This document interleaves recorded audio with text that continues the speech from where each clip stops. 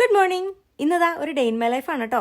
രാവിലെ 5:30 5 മണിക്ക് എണീറ്റതാണ്. ഇനിയിപ്പതാ ഒട്ടും വൈകാതെ തന്നെ രാവിലത്തെ പണികളിലേക്ക് കയറാം അല്ലേ. വെളുപ്പിന് തന്നെ തുണികൾ അങ്ങ് കഴുകാനിടാം. അതാകുമ്പോൾ കറണ്ട് കാശിന് കുറച്ച് കുറവുണ്ടാവും. അതുപോലെ തന്നെ രാത്രി കഴിയാലും കുറവുണ്ടാവും കേട്ടോ. പക്ഷെ രാത്രി ആരാലും എഴുന്നേറ്റിരിക്കുക. അപ്പൊ എന്തായാലും തുണികളെല്ലാം കഴുകാൻ ഇട്ടിട്ട് വേണം നമുക്ക് കിച്ചണിലേക്ക് പോയി പണികൾ ഓരോന്നായിട്ട് സ്റ്റാർട്ട് ചെയ്യാൻ. അപ്പൊ തുടങ്ങാം. എന്റെ കിച്ചൺ ഡ്യൂട്ടി തുടങ്ങുന്നതേ ഉണങ്ങിയ പാത്രങ്ങൾ എടുത്തു വെച്ചുകൊണ്ടാണ് കേട്ടോ.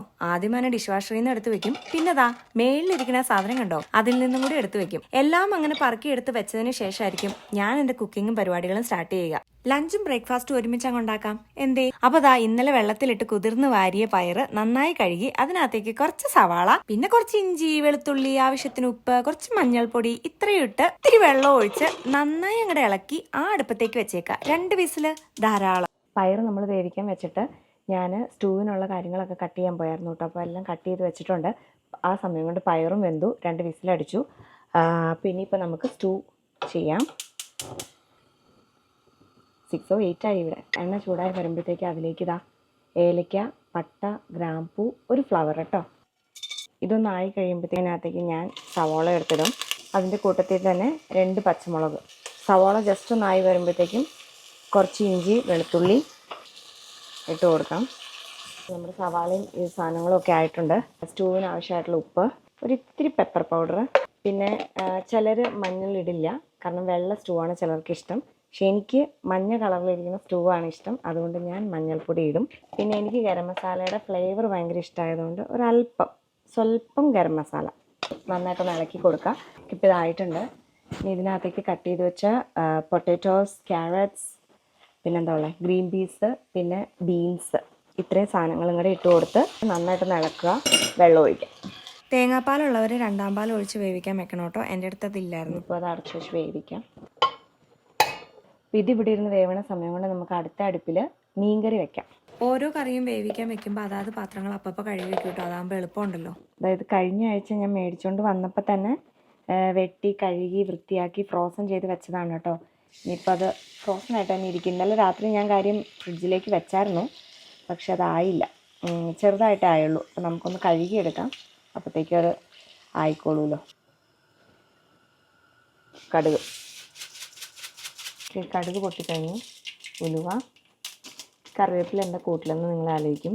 കറിവേപ്പിലയും ഞാൻ മേടിച്ചുകൊണ്ട് വരുമ്പോൾ തന്നെ കഴുകിയിട്ട് ജസ്റ്റ് ഒന്ന് വെള്ളം വാർത്ത് കളഞ്ഞിട്ട് ഫ്രോസൺ ചെയ്ത് വെക്കും കേട്ടോ. അപ്പോൾ പിന്നെ നമുക്ക് ആ ഫ്രഷ് ലീവ്സ് അങ്ങനെ തന്നെ കിട്ടും ഫ്രോസൺ ചെയ്തുകൊണ്ട്. പക്ഷെ ഇത് ഫ്രോസൺ ചെയ്തുകൊണ്ട് തന്നെ ഈ എണ്ണയിലേക്ക് ഇടുമ്പം നല്ല പോലെ പൊട്ടിത്തെറിക്കും. അതുകൊണ്ട് ഞാൻ എപ്പോഴും ലോ ഫ്ലെയിമിലേക്ക് വെച്ച് കുറച്ച് നേരം കഴിഞ്ഞിട്ടാട്ടോ ഇതിടാറുള്ളൂ.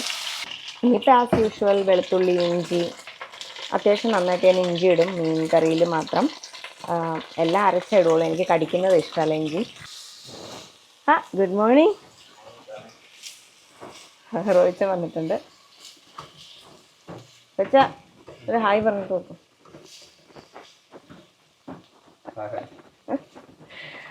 നമ്മുടെ ഇഞ്ചിയും വെളുത്തുള്ളിയൊക്കെ ഓൾമോസ്റ്റ് ആയിട്ടുണ്ട്. ഇനിയിപ്പോൾ നമുക്ക് ഓരോ പൊടികൾ ഇടാം.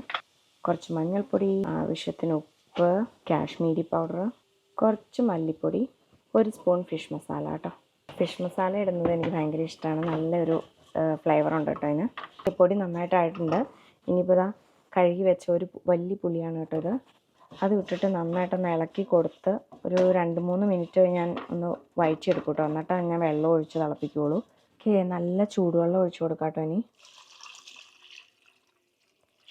അപ്പോൾ ഈ സമയത്ത് ഞാൻ ഉപ്പ് പാകമാണോ എന്ന് നോക്കിയിട്ട്, ഇല്ലാത്തത് കൊണ്ട് കുറച്ചും കൂടെ ഉപ്പ് ആഡ് ചെയ്ത് കൊടുത്തിട്ടുണ്ട് കേട്ടോ. ഇത് നമ്മുടെ നാട്ടിലെ കിളിമീനാണ് കേട്ടോ. നാളെ പോയപ്പോൾ കിട്ടിയപ്പോൾ ഞാൻ വേഗം മേടിച്ചതാണ്.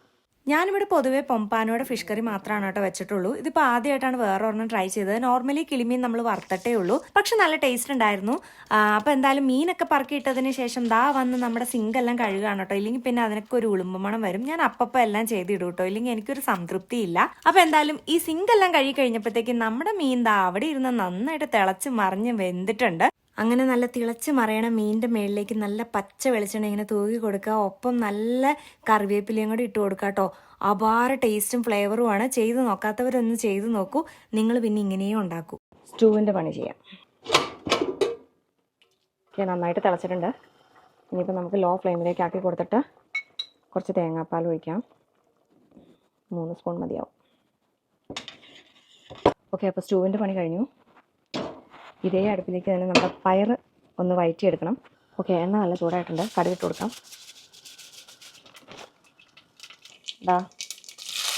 ഞാൻ സമയമുള്ളപ്പോൾ കുഞ്ഞുള്ളിയും കൂടി ഇടാറുണ്ട്.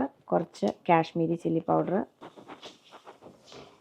ഇത് നന്നായിട്ട് മൂത്തിട്ടുണ്ടെങ്കിൽ പയർ ഇതിനകത്തേക്ക് കുടഞ്ഞിടാം. ഇനി നന്നായിട്ടൊന്ന് ഇളക്കിയിട്ട് ഒരു 5 മിനിറ്റ് മൂടി വെച്ചാൽ മതി.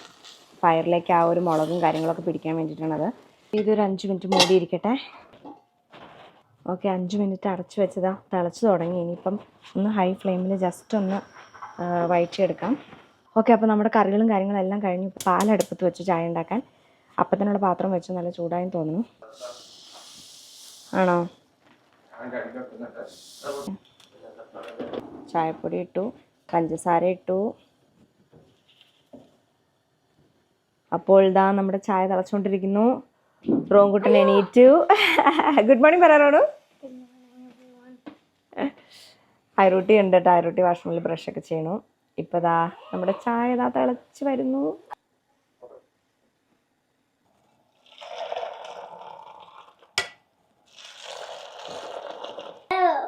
Yeah, I'm going to drink milk once I prepare the protein powder. ഒരു ഗുഡ് മോർണിംഗ് പറഞ്ഞേ എല്ലാവരോടും. ഗുഡ് മോർണിംഗ് പറയാറു. ഉറക്കെ പറ. അയ്യേ, കേട്ടില്ല ആരും. ഉറക്കെ പറ. ഇതാ റോങ്കുട്ടിനും അരൂട്ടിയും റോയിച്ചിനും ഒക്കെ കഴിച്ചു തുടങ്ങി. ഞാൻ ഇവരൊക്കെ പോയിട്ടേ കഴിക്കുള്ളൂ. ഞാൻ അപ്പം ചുട്ടുകൊണ്ടിരിക്കുകയാണ് സ്റ്റിൽ. നല്ലതാണോടാ കറി? സ്റ്റൂ എങ്ങനെയുണ്ട്? കൊള്ളാവോ? ഇഷ്ടപ്പെട്ടോ? പക്ഷെ എൻ്റെ കുഞ്ഞിപ്പെണ്ണ് പഞ്ചസാര കൂട്ടിയേ കഴിക്കുള്ളൂ. അതെ. ഇപ്പോൾ ഇവിടെ 8:15 8 മണിക്ക് പിള്ളേരുടെ സ്കൂൾ ബസ് വന്ന് അവർ പോയിട്ട് അത് കഴിഞ്ഞപ്പോൾ റോച്ചിനും പോയി. അതിൻ്റെ ഒന്നും വീഡിയോ എടുക്കാൻ പറ്റിയില്ല. എല്ലാം എടിപിടിയെന്നായിരുന്നു. അപ്പോൾ എന്തായാലും നമ്മുടെ തുണി അലക്കാനിട്ടതെല്ലാം കഴിഞ്ഞിട്ടുണ്ട്. അപ്പോൾ വിരിച്ചിടാനുള്ളതും ഡ്രൈ ചെയ്യാനുള്ളതും ഒക്കെ മാറ്റി ഇടുകയാണ് കേട്ടോ ഞാൻ. ഇതെല്ലാം വിരിച്ചിട്ടിട്ട് വേണം നമുക്ക് കിച്ചണിലേക്ക് കയറാൻ. അവിടെ ഒരു കുന്ന് പാത്രങ്ങൾ എനിക്ക് വേണ്ടി വെയിറ്റ് ചെയ്ത് ആ സിങ്കി കിടപ്പുണ്ട്. കഴുകി വെക്കുമോ എന്നും ചോദിച്ചോണ്ട്. അപ്പോൾ നമുക്കതാ വേഗം വിരിച്ചിട്ടിട്ട് ഓടാം കിച്ചണിലേക്ക്. പണ്ടൊക്കെ എൻ്റെ ജോലി മൺഡേ ടു ഫ്രൈഡേ ആയിരുന്നു. അങ്ങനെയുള്ളപ്പം ഞാൻ സാറ്റർഡേ സൺഡേ ആയിരുന്നു ഈ വീട്ടിൽ എല്ലാ പണികളും ചെയ്തുകൊണ്ടിരുന്നത് കേട്ടോ. പക്ഷെ ഇപ്പം എൻ്റെ ജോലി ഞാൻ പുതിയതിലേക്ക് മാറിയപ്പം എൻ്റെ റൊട്ടേഷൻ വരുന്നത് വെനസ്ഡേ ടു സാറ്റർഡേ ആണ് ജോലി വരുന്നത്. സൺഡേ മൺഡേ ട്യൂസ്ഡേ എനിക്ക് ഓഫ് കൊടുത്തിരിക്കുന്ന ദിവസമാണ്. ആ 3 ദിവസം അടുപ്പിച്ച് ഓഫ് ഉള്ളതുകൊണ്ട് തന്നെ എനിക്ക് ഒട്ടുമിക്ക വീട്ടിലെ പണികളും ചെയ്ത് തീർക്കാൻ പറ്റുമല്ലോ. അങ്ങനെ അപ്പോൾ സൺഡേ മൺഡേ ആണ് ഞാൻ തുണി അലക്കി ഉണക്കി മടക്കി വെക്കാനുള്ള ദിവസം കൊടുത്തിരിക്കുന്നത്. അപ്പോൾ ആ സൺഡേ മൺഡേ ഞാൻ നല്ല ബിസിയാണ് കേട്ടോ. അതുകൊണ്ടാണ് മൺഡേസ് ഞാൻ എപ്പോഴും ഡേ ഇൻ മൈ ലൈഫ് എടുക്കാൻ മാക്സിമം നോക്കുന്നത്. അതായത് പാത്രങ്ങളെല്ലാം കഴുകി കഴിഞ്ഞു. ഇനിയിപ്പോൾ ആ സ്റ്റൗ ടോപ്പും കൂടി ഒന്ന് ക്ലീനാക്കി വെക്കണം. മുഴുവൻ ഡേർട്ടിയായി. ഇതും കൂടെ കഴിഞ്ഞാൽ നമുക്ക് ഫുഡ് കഴിക്കാം. ഞാൻ എപ്പോഴും ക്ലീൻ ആക്കുമ്പോൾ ഈ ഒരു അലമാരയുടെ മേളും കൂടി തുടക്കി കേട്ടോ. കാരണം എന്തെങ്കിലുമൊക്കെ എണ്ണ തെറിച്ചിരിപ്പുണ്ടെങ്കിൽ എനിക്കിഷ്ടമല്ല. പിന്നെ അതവിടെ ഇരുന്ന് അങ്ങ് ഡ്രൈ ആവുന്നതിനോട് എനിക്ക് താല്പര്യമില്ല. അപ്പോൾ അതുകൊണ്ട് ഞാൻ അതും കൂടെ തുടച്ചിടും. പ്ലസ് നമ്മുടെ എക്സോസ്റ്റ് ഫാനിൻ്റെയും കൂടെ തുടച്ചിടും കേട്ടോ.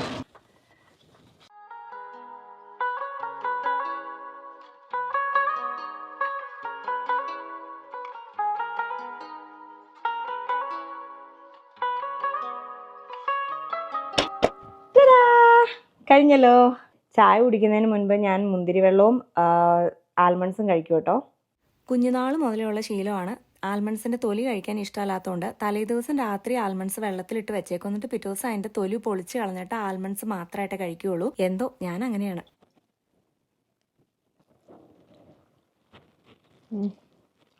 സൂപ്പർ. കഴിച്ചിട്ട് വരാം. അരിയും കൂടെ കഴുകിയിട്ട് കഴിഞ്ഞാൽ നമ്മുടെ കിച്ചണിലെ പണി കഴിഞ്ഞു കേട്ടോ.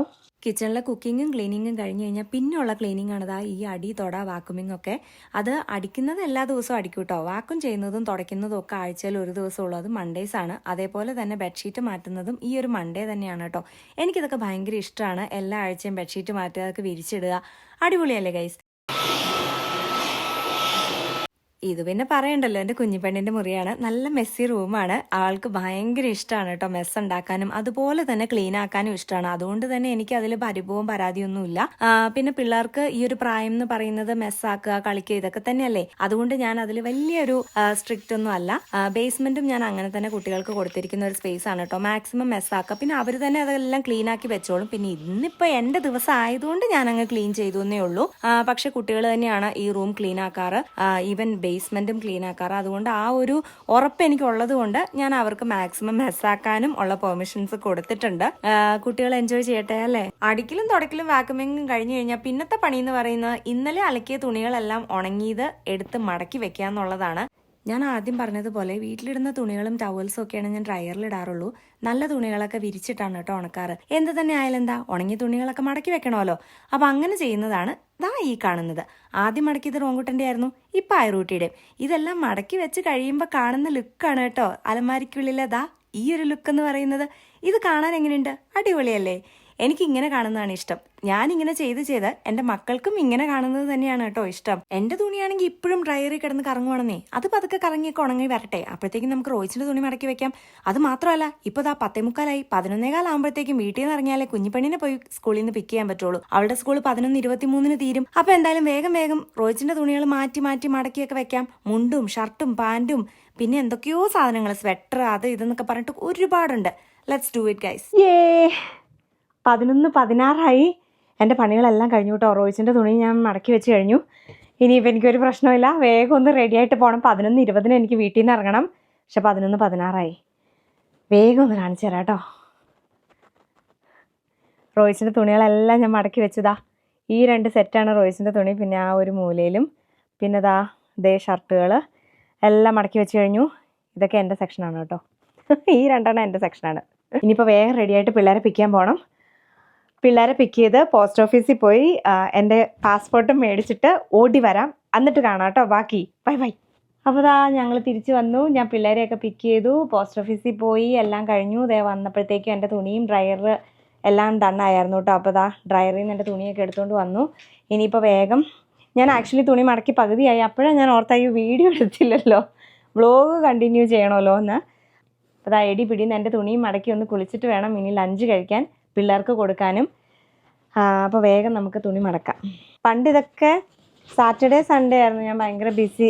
മോസ്റ്റ്ലി സാറ്റർഡേസ് ഭയങ്കര ബിസി ആയിരുന്നു. ഇതേപോലെ ഫുള്ള് ജോലിയായിരുന്നു. കാരണം സാറ്റർഡേ സൺഡേ അവധി ഉണ്ടായിരുന്നപ്പോൾ സാറ്റർഡേ എല്ലാ പണിയും തീർക്കാൻ വേണ്ടിയിട്ട് ഫുള്ള് ബിസി ആയിരുന്നു. ഇപ്പോൾ അത് മൺഡേ ആയി, അത്രേ ഉള്ളൂ വ്യത്യാസം. എല്ലാ പണിയും കഴിഞ്ഞു. ഇനി പോയി കുളിക്കട്ടെ. കുളിച്ചിട്ട് വന്നിട്ട് കാണാം. ആയുർബേബി TV ആണോ? ചോറിപ്പ് എടുക്കാട്ടെ അമ്മ. വേണോ? അപ്പം വേണോ? വേണ്ടേ? ചോറ് വേണ്ട? നല്ല ഫിഷ് കറി ഉണ്ട്. വേണ്ട? സ്റ്റിൽ വേണ്ട? അപ്പം മതി? ഓക്കെ, എന്നാൽ അപ്പോൾ സ്റ്റൂ എടുത്ത് തരാം. പക്ഷെ മോൻ തന്നെ കഴിക്കേണ്ടി വരും. ഓക്കെ അല്ലേ? ഞാനും പെട്ടെന്നൊരു ക്വിക്ക് ഷവറൊക്കെ ചെയ്ത് വന്നിട്ടുണ്ട്. ഇനിയിപ്പോൾ വേഗം ചോറ് എടുക്കട്ടെ. റോയിച്ചൻ വന്ന് ജോലി കഴിഞ്ഞ് നമുക്ക് വേഗം കഴിച്ചിട്ട് വേഗം പോകണം. എമ്പുരാൻ മൂവി കാണാൻ പോവാണ് ഗൈസ്. എമ്പുരാൻ മൂവി കണ്ടിട്ട് വേണം അഭിപ്രായം പറയേണ്ട. പൊന്നോ, എനിക്കാണെങ്കിൽ കുറ്റിയായിട്ട് കൊള്ളാം. ഞാൻ എക്സൈറ്റ്മെൻറ്റിൻ്റെ ആ നെറുകയിൽ നിൽക്കുകയാണ്. ചോറും കറിയൊക്കെ അവിടെ ചൂടാക്കാൻ ഞാൻ വെച്ചേക്കാം മൈക്രോവേവിൽ. ചൂടാവണ സമയം കൊണ്ട് നമുക്ക് കിട്ടിയ നമ്മുടെ കനേഡിയൻ പാസ്പോർട്ട് തുറക്കാം.